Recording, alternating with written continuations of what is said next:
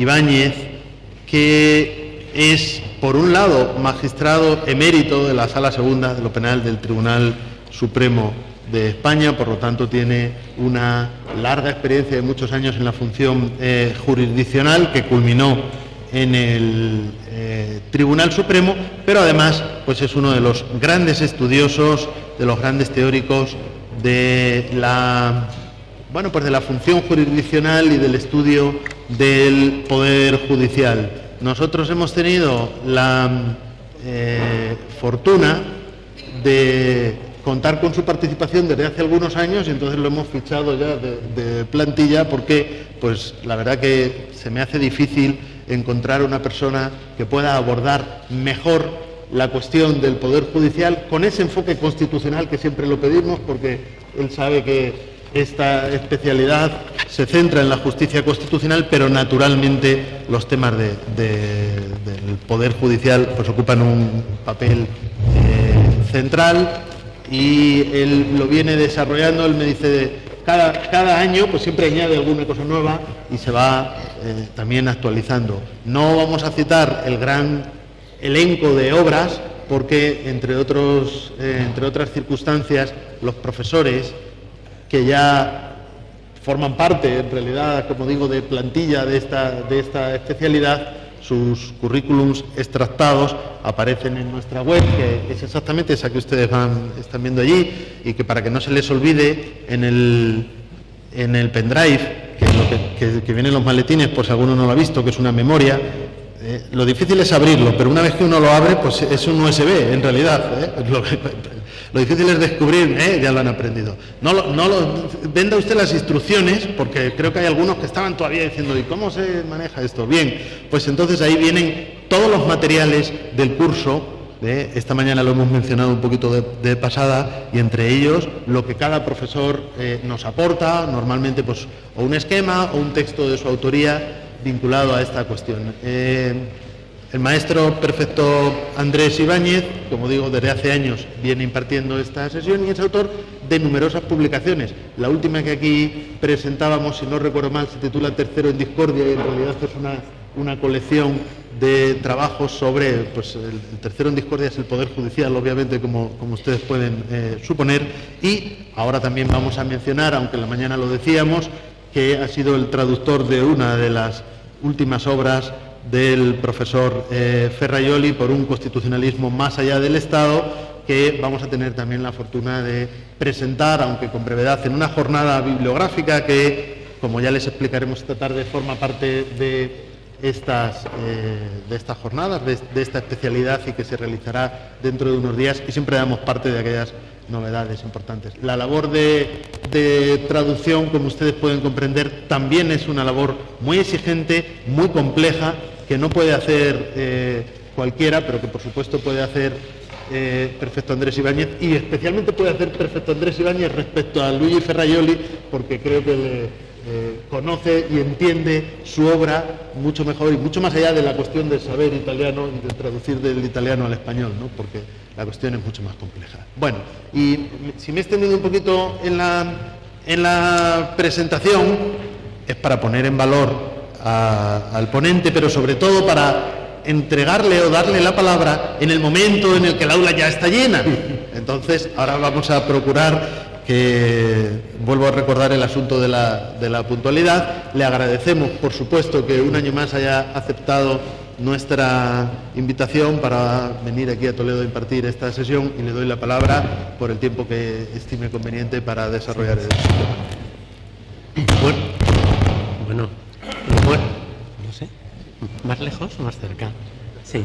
Bien, pues buenas tardes. Nuevamente debo agradecer al profesor Díaz Reborio y a su equipo la invitación que me permite estar aquí con ustedes, y sin más preámbulo, pues me ocupo del tema. El constitucionalismo del Poder Judicial, yo creo que como tal disciplina, tiene una data relativamente reciente. Obviamente es un producto cultural de formación progresiva que tiene algunos siglos a las espaldas para llegar a las categorías que hoy manejamos, que en buena medida tienen bastante que ver con aportaciones de Luigi Ferraioli. La jurisdicción es un universal. Creo que cualquier grupo social mínimamente organizado tiene algo que pueda tomarse como jurisdicción en el sentido más amplio del término. Es decir, alguna autoridad, alguna instancia que autoritativamente resuelve conflictos con referencia a valores, a legalidad, a principios más o menos asumidos por la comunidad y sobre la base de algún criterio de legitimación. Pero hay otro universal que acompaña a la jurisdicción y es que el juez es visto siempre como una figura inquietante. Incluso diría que es una función que está connotada por una natural arrogancia. La figura del juez es una figura necesaria, seguramente, pero desde luego con un coeficiente indudable de arrogancia. ¿Por qué? Se ejerce en régimen inevitable de discrecionalidad en relación con intereses muy sensibles. El juez da y quita derechos y suscita por este motivo una preocupación que es universal. Históricamente se trató de retirarle la responsabilidad del juicio, de la decisión. Ahí están las ordalías. Después el régimen de prueba legal trató de hacer lo mismo por otra vía. En definitiva, es una expresión de inquietud que ha acompañado a lo largo de la historia a esta figura particular. En todo caso, jurisdicción es siempre una expresión de poder, que en el medievo es la expresión de poder por antonomasia. Al juez, al rey se le presenta como juez y de hecho se habla de un modo judicial de gobernar. Incluso en ese contexto, en el contexto de un poder absoluto, un autor como Montesquieu ya percibe que el judicial tiene alguna peculiaridad que antes había percibido el juez Cook en un famoso enfrentamiento.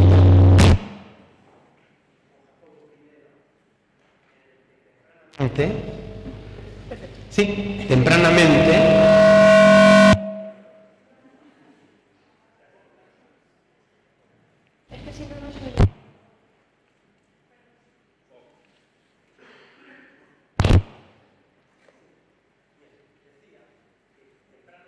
El siglo XVII inglés hay un enfrentamiento muy interesante entre el juez Cook con Jacobo I. Jacobo I pretende asumir la competencia para resolver un asunto que normalmente estaba en manos de los jueces. Y el juez Cook invoca frente a Jacobo I la razón del derecho. Es decir, que tempranamente... Parece que no. Sí. Bien. Tempranamente apunta la jurisdicción como una instancia de poder, pero con alguna particularidad, y es su vinculación al derecho, la pretensión de equilibrio, la pretensión de dar resoluciones justas, algo que le hace separarse de la idea de gobierno, de la idea de poder tout court.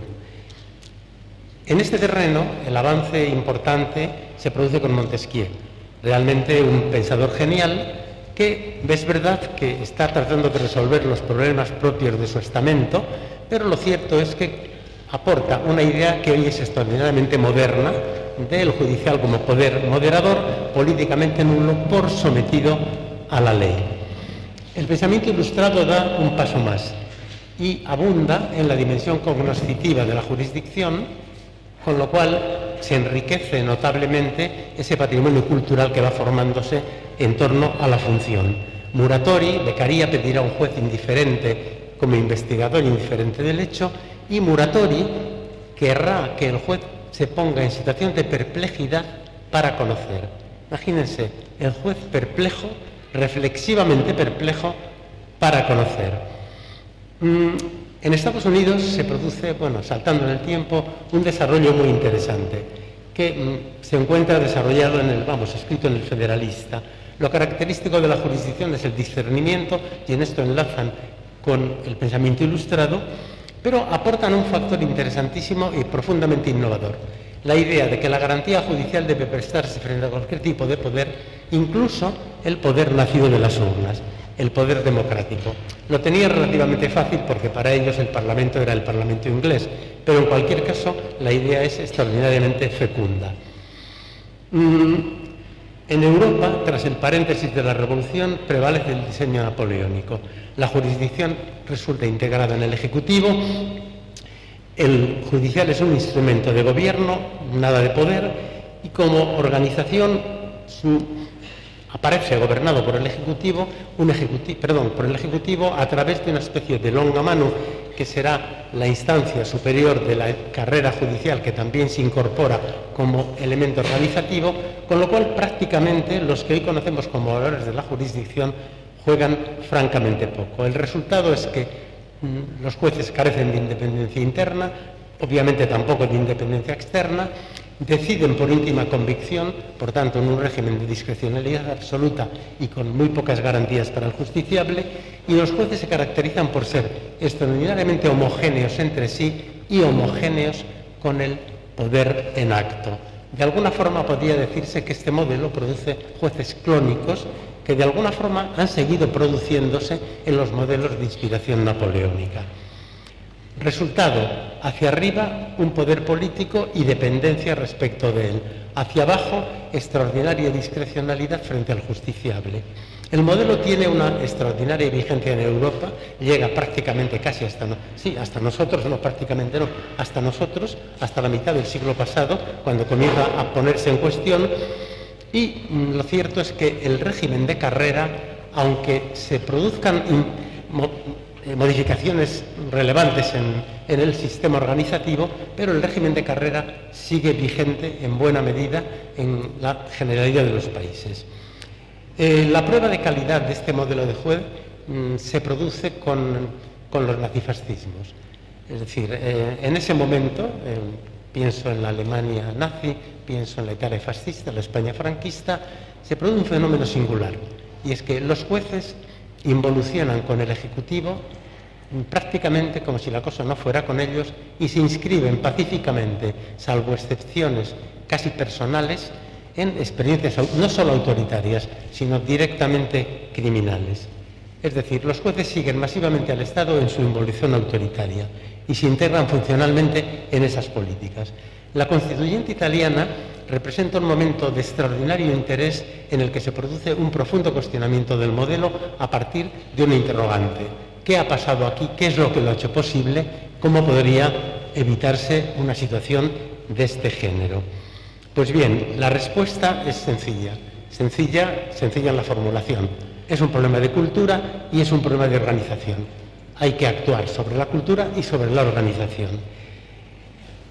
A partir de una evidencia, la evidencia es que la democracia política puede enloquecer y arrastrar a los jueces dependientes a su propia dinámica, lo cual pone de manifiesto que la garantía política no basta.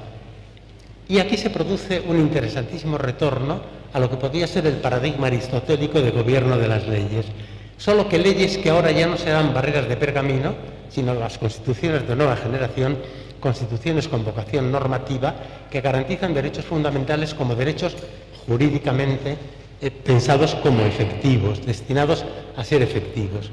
Es decir, derechos fundamentales directamente como norma, que constituyen la ferrayoliana dimensión sustancial de la democracia. Un paradigma que introduce transformaciones importantes tanto en el ámbito de la democracia política como en el ámbito del derecho. La democracia, ¿por qué? Porque es cuestión de procedimientos, pero no solo. No hay democracia sin ciudadanos con derechos suficientemente garantizados. Y no hay efectividad de derechos sin garantías. Y obviamente aquí la llamada en causa es la garantía judicial. La garantía tiene que ser jurídica y tiene que estar encomendada a un sujeto políticamente independiente. Yo diría que esta es la astucia de la razón del Estado constitucional de derecho. La garantía primaria, los derechos fundamentales situados en el vértice de la kelseniana pirámide normativa. Garantía secundaria, una jurisdicción con independencia reforzada. Un juez independiente de una nueva independencia.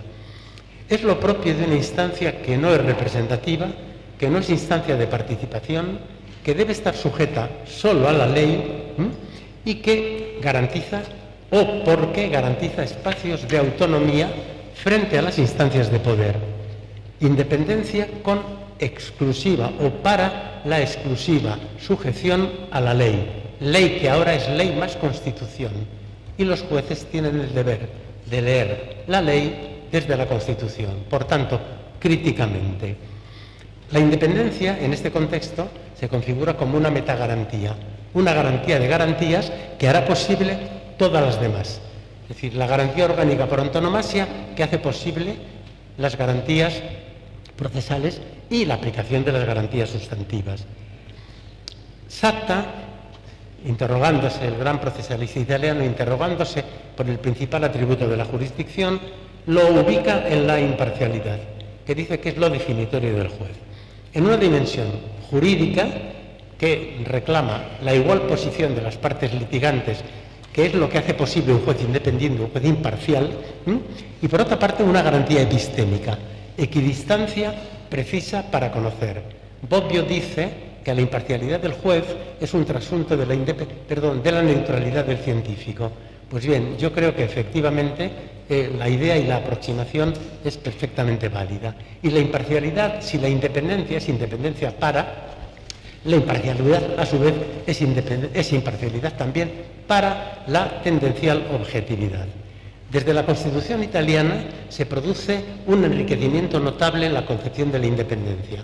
Antes se hablaba de independencia en general como valor más bien de carácter político o carácter constitucional, pero en definitiva independencia del órgano de la organización judicial frente a las demás instancias de poder. La Constitución italiana da un paso interesantísimo en el desarrollo de este principio e introduce el asunto de la independencia interna. No basta con que la magistratura sea independiente como instancia frente a otras instancias de poder si el juez no es independiente dentro de la propia organización. Así surge la categoría de independencia interna que de alguna forma protege al juez frente a sí mismo, es decir, al juez frente a la propia o dentro de la propia organización, y que hace que cada juez sea concebido con plenitud de independencia, de tal manera que cada función judicial debe tener exactamente la misma dignidad. La misma dignidad tendría y la misma plenitud de jurisdicción ejercería el último juez de paz del país y el tribunal, la Corte Suprema que, en definitiva, encarne la casación. Después se puede distinguir, dentro de la independencia interna y dentro de la independencia externa, se deben distinguir niveles o planos, el plano institucional y el plano funcional. El plano institucional hace referencia a la tutela del marco organizativo. El plano funcional se refiere o busca la protección de la función. De independencia externa, en el plano, en la perspectiva institucional, se siguen algunas exigencias. La ubicación de la jurisdicción a salvo de injerencias de la política, en esto hay una asignatura seguramente pendiente por mucho tiempo. El establecimiento de un sistema de objetividad en el régimen de acceso, que es lo que permitiría el afloramiento del pluralismo en la magistratura. La inamovilidad, que es históricamente la primera garantía, y luego aflora el tema de la retribución. Retribución suficiente, retribución que compense las incompatibilidades del juez, pero retribución que no tiene por qué ser estratosférica ni colocar al juez en una esfera absolutamente privilegiada que rompe con la normalidad de las profesiones sin que esto responda a ninguna necesidad.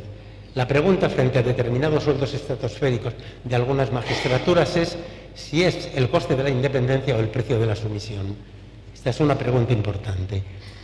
Realmente sobre este tema se podría seguir hablando, pero debo dejarlo porque hay más cosas.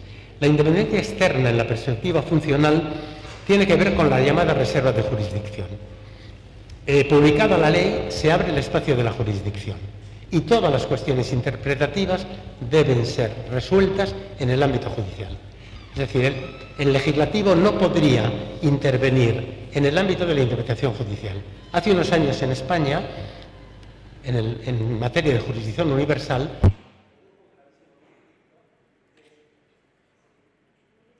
un importante conflicto con motivo de la apertura de una causa por los asuntos del Tíbet que implicaba a las autoridades chinas. Pues bien, no en vano resulta que China parece que es el mayor propietario, el mayor titular de deuda externa de este país, y el resultado fue que el legislativo rápidamente dictó una ley modificando el régimen de jurisdicción universal.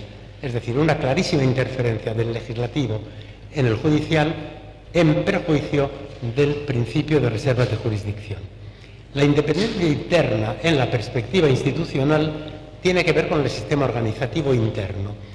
En contra de lo que estamos acostumbrados a concebir la jurisdicción como carrera y a verla jerárquicamente instaurada y bajo un sistema piramidal de grados, lo cierto es que no hay ninguna razón, más bien todo lo contrario.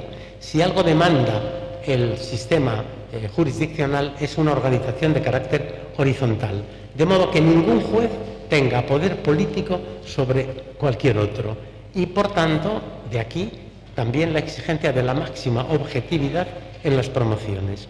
La carrera, una reivindicación justísima en muchos países de América Latina mucho tiempo, cuando no la había, pero como paradigma de estabilidad, es decir, no tanto de modelo organizativo como paradigma de una estabilidad necesaria.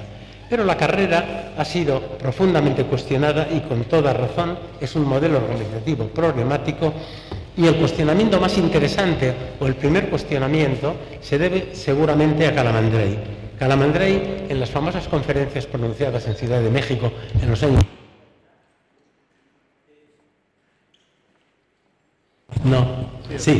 en los años 50, discurre sobre los peligros de la carrera en términos que hoy tienen una notable validez. La carrera judicial ha determinado siempre, históricamente, una interferencia sistemática del plano jerárquico administrativo sobre el plano propiamente jurisdiccional. Esto llevaba a un condicionamiento bárbaro, sobre todo si se tiene en cuenta que la jerarquía de la propia carrera administraba las expectativas profesionales de todos los jueces del país de que se trate.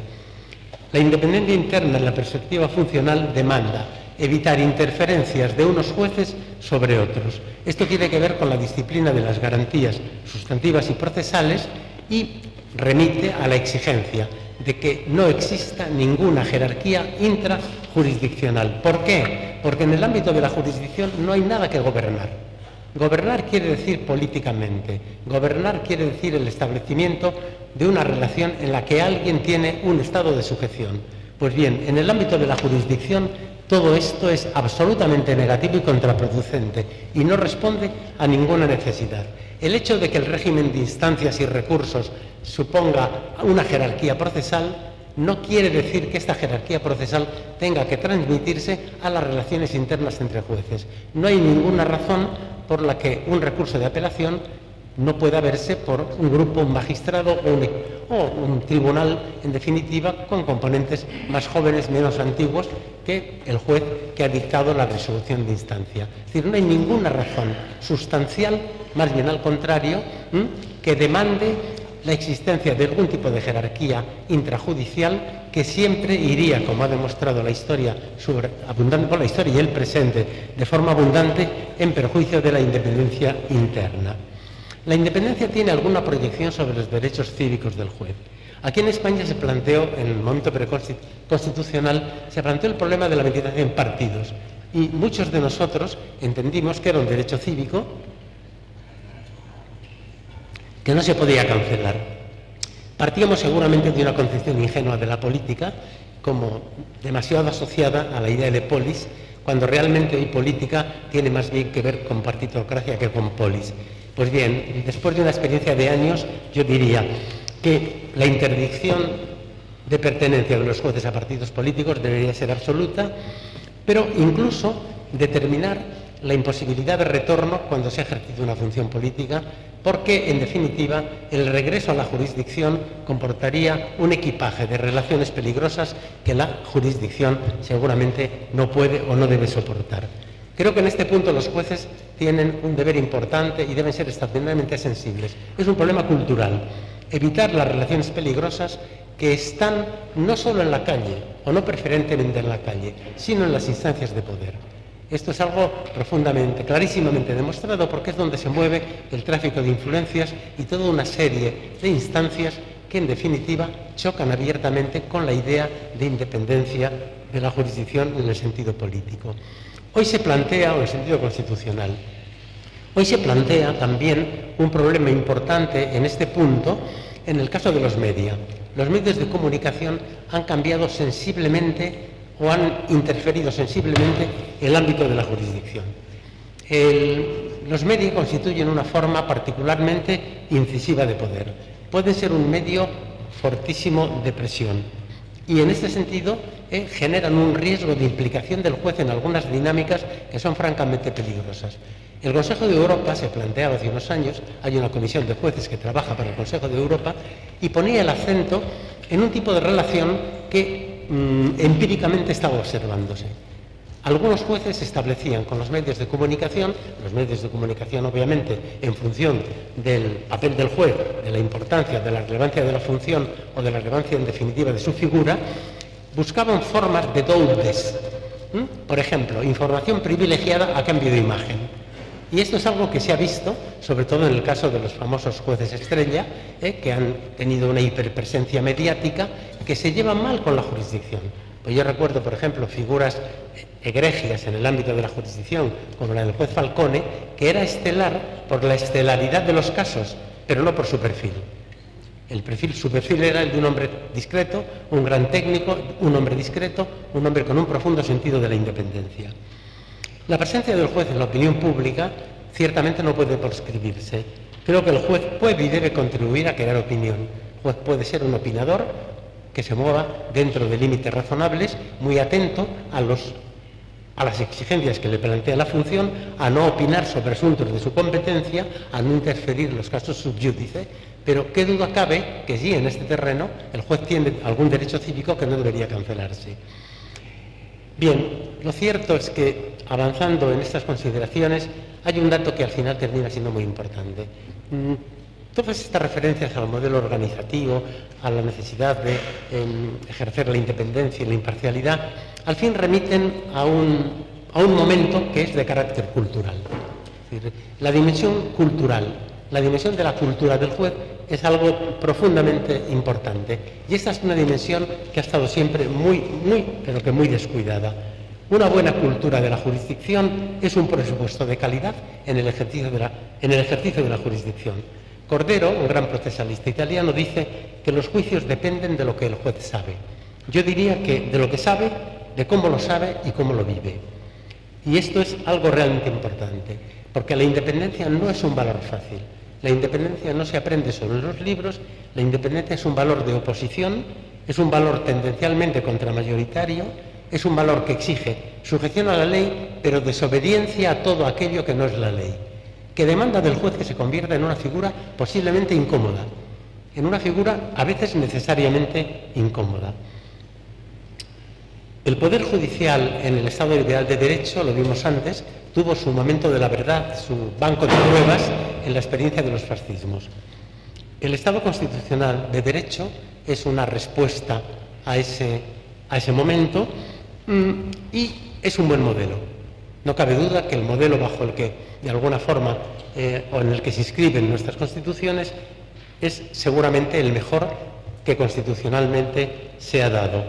Pero se ha demostrado insuficiente, fundamentalmente por una razón, porque la democracia política llega hasta las puertas del partido político. El partido es una organización generalmente oligárquica en nuestros sistemas y el Estado intervencionista se da la circunstancia de que ha desbordado las previsiones constitucionales generando nuevos sujetos, nuevas formas de poder en las que el papel del partido ha cobrado una relevancia extraordinaria. En resumen, el poder político en el Estado intervencionista, en los estados en definitiva de hoy, encarnan un altísimo potencial económico en el vacío de reglas, porque el constitucionalismo de última generación se preocupó de diseñar el marco de actuación de los distintos poderes del Estado, pero no podía prever, quizá no podía prever en ese momento la emergencia del welfare y este nuevo Estado intervencionista que rompe la concepción tradicional del poder político. Por ahí se incrementa hasta límites enormes el riesgo de desviaciones. Lo tenemos hoy delante. El poder quebranta las reglas de la política, pero quebranta también las reglas del mercado y desactiva los mecanismos político-administrativos de control interno. Hablo del fenómeno de corrupción, que es un fenómeno importantísimo al que nos lleva de una forma casi mecánica el tratamiento de los problemas de la jurisdicción. Porque de hecho hoy De hecho, hoy la jurisdicción de nuestros países tiene su mayor problema seguramente con los fenómenos de corrupción. La corrupción invade y se apodera de nuestras democracias y se convierte en un dato estructural. Y hay una dura evidencia de estas políticas, podría ser el caso de España, y es que han demostrado que no soportan su propio derecho, que necesitan altas cuotas de ilegalidad para permanecer y reproducirse en sus constantes. Conviven naturalmente con la corrupción y la toleran, no reaccionan suficientemente contra ella y frecuentemente deslegitiman al juez que lo hace.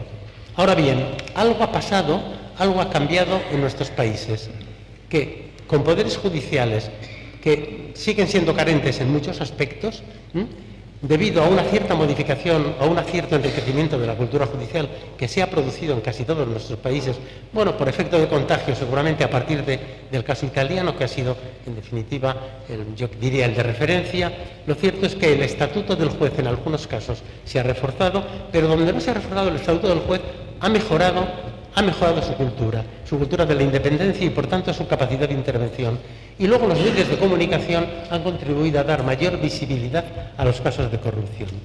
Pues bien, la pregunta al final es si la solución frente a los casos de corrupción viene por el lado de la justicia. ¿Es que acaso el judicial es el poder bueno? ¿Es el poder bueno por antonomasia? Yo diría que no. Diría que no por una razón elemental, porque no hay poder bueno. No hay poder bueno y cualquier bondad que pueda predicarse de un poder vendrá de la observancia del régimen de garantías de que se haya rodeado.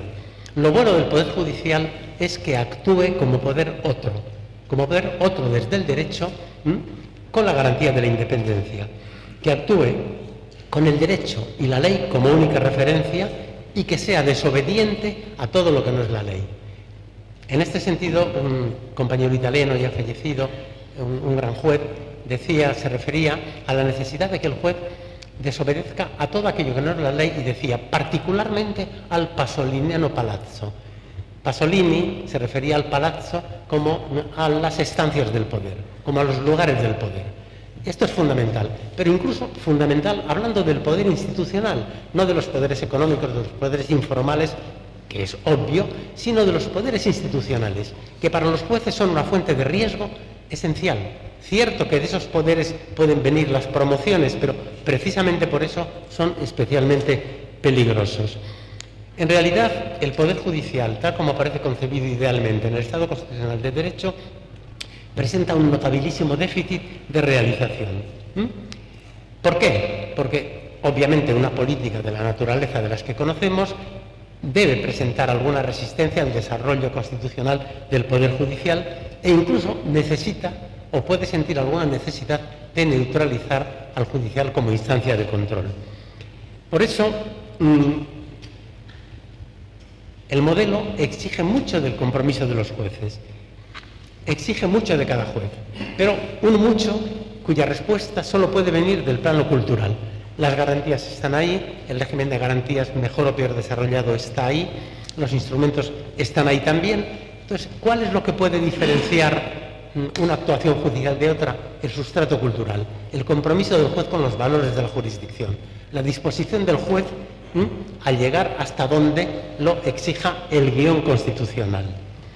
En este sentido, es ilustrativo que en la generalidad de los países la política discurre en una gran medida en la ilegalidad. Pero ojo, esto no puede llevar a una descalificación global de los partidos como institución. Los partidos son absolutamente imprescindibles, son instancias sine qua non del desarrollo del modelo constitucional. Kelsen lo tenía clarísimo.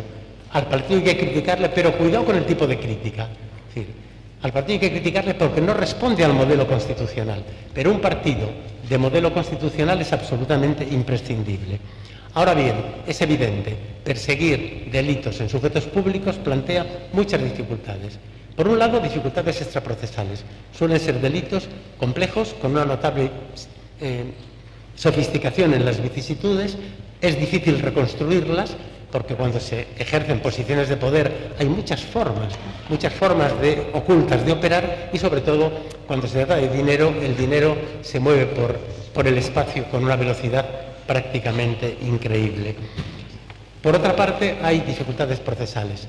No por casualidad, los políticos de relieve han preferido siempre, como sus jueces naturales, a los altos magistrados. Por algo será.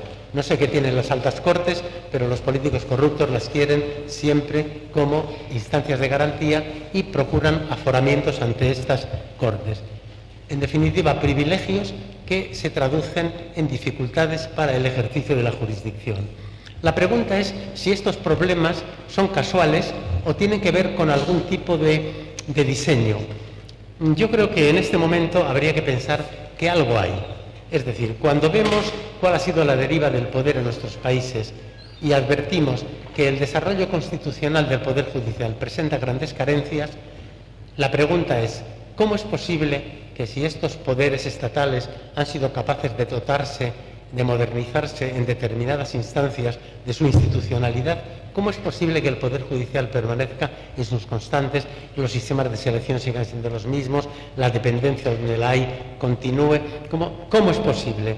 Yo creo que la respuesta en este momento viene dada por las propias realidades a las que me he estado refiriendo. Ahora bien, es evidente que con todo se han producido transformaciones, desde mi punto de vista, ya voy terminando, de índole en buena medida cultural, que han dado como resultado que en estos años recientes, en muchos de nuestros países, los jueces hayan asumido una respuesta a la corrupción que habría sido impensable en años relativamente cercanos. De todo esto, una lección que seguramente hace unos años no la teníamos tan clara, y es que la jurisdicción, una jurisdicción realmente independiente y bien dotada, es condición sine qua non de democracia. Parece que choca, porque los jueces nunca han recibido su legitimación de las urnas, pero digo, es la astucia de la razón jurídica del Estado Constitucional de Derecho, o jurídico-política si se quiere. Es decir, una instancia que no recibe su legitimación de las urnas, a la que la legitimación de las urnas le viene por la vía de la legalidad, sin embargo, en situaciones de envilecimiento o de enloquecimiento del poder político, es la única que puede dar una respuesta posible en valores y que puede poner a poderes que se han extralimitado, que han prácticamente amortizado las garantías, ponerles en su sitio. Pues bien, en esto estamos en este momento y la experiencia nos dice que la política, que el poder, incluso en democracia, puede envilecerse, que el Poder Judicial puede ser incorporado a esas políticas envilecedoras, que por eso el autocontrol simplemente de la política no basta, que hace falta que la política tenga límites de derecho que puedan ser activados por una instancia jurisdiccional independiente y, en definitiva, tenemos la experiencia del Estado Constitucional de Derecho, cuyo momento constituyente en todos nuestros países ha significado una alta tensión hacia los principios, pero sin embargo contamos con desarrollos legislativos que en materia de Poder Judicial se han dado siempre a la baja. Y los jueces han tenido fácil aceptación o han aceptado fácilmente su dimensión de poder. Sin embargo, no de forma tan entusiasta el compromiso con los valores. Creo que hoy el Estado Constitucional de Derecho es un sistema ideal, diría que es el mejor de los que conocemos, pero es un poder demediado en su práctica. ¿Por qué? Porque el tratamiento del partido político no está a la altura de las exigencias del Estado Constitucional de Derecho.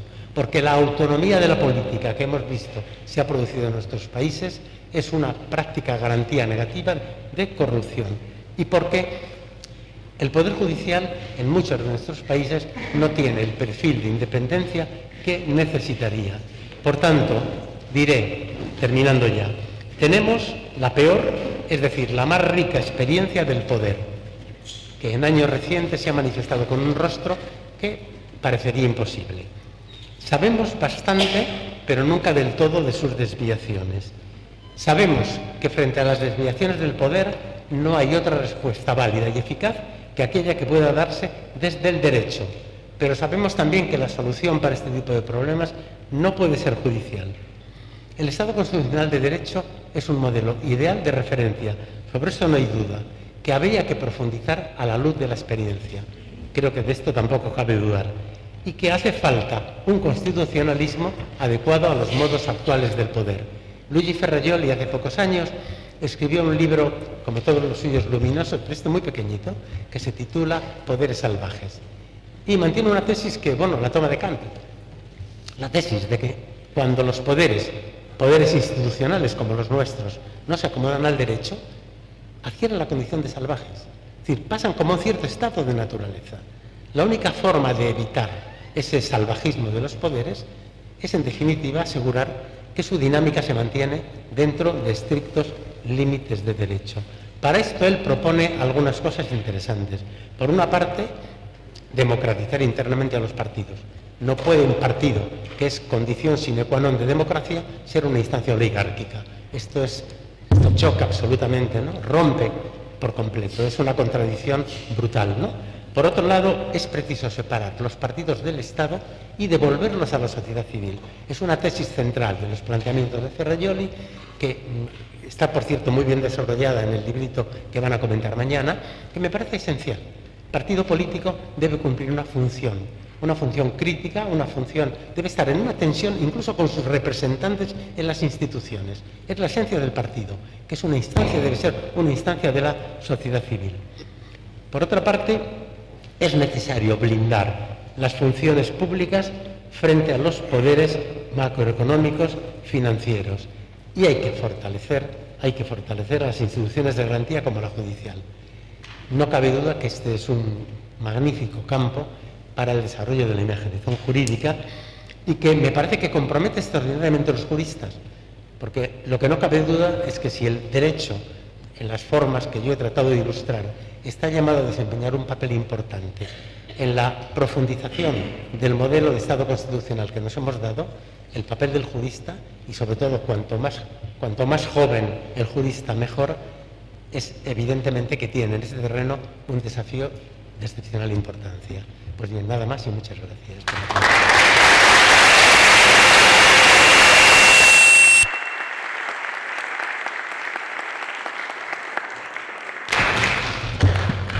Muchas gracias. ¿Cómo tenemos el asunto de...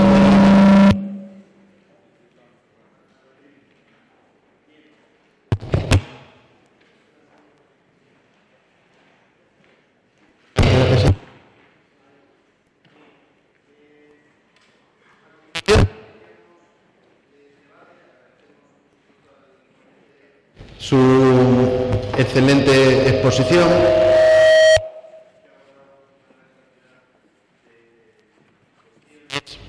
Y cuando tengamos resuelto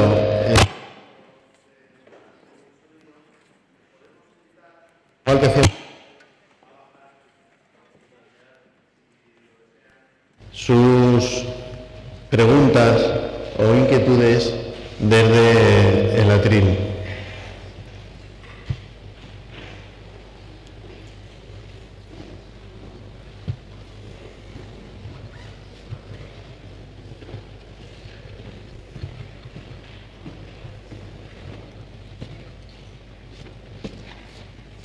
Recuerden siempre, porque se les olvida, nombre.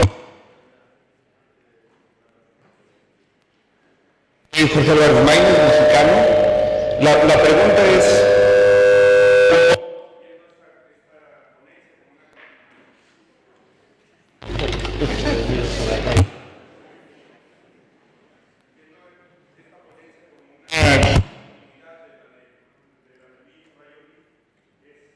¿Qué impide al Poder Judicial hablarle a las mayorías o apelar a las mayorías? Porque lo que hoy decía Luigi Ferrajoli y se continúa en esta ponencia es el populismo, que hoy hay populismo de derecha y populismo de izquierda en todo el mundo, apela a las mayorías y le impone como carta de presentación al Poder Judicial un discurso que representa a las mayorías contra un poder eminentemente contramayoritario. Entonces ellos dicen: yo estoy representando a las mayorías en el Congreso, en el Poder Ejecutivo, en el Poder Legislativo, aunque no necesariamente, como lo explicó el maestro Ferrajoli, con la mistificación de la verdad sea un fenómeno real. Apelan a representar a las mayorías engañadas, a mayorías con verdades distorsionadas, por ejemplo diciendo el no aumento generalizado de impuestos te favorece, aunque en realidad les perjudique. Pero ¿qué le impide al Poder Judicial hablar con las mayorías, apelar a las mayorías, aunque su vocación sea eminentemente contramayoritaria? Porque hay una cosa también que es cierta en la realidad de hoy. Todos, de alguna manera, somos parte de alguna minoría. Todos tenemos, y volviendo a este tema que él decía, de la ponderación y de que el caso y el hecho es lo que va conformando la realidad de la norma, la realidad de cada regla, todos tenemos casos y hechos todos los días en los que necesitamos una defensa contramayoritaria, aunque en muchas interpretaciones seamos parte de mayorías. La pregunta es esa: ¿qué le impide al Poder Judicial apelar y hablarle a las mayorías? Bien, comenzaría diciendo que el Poder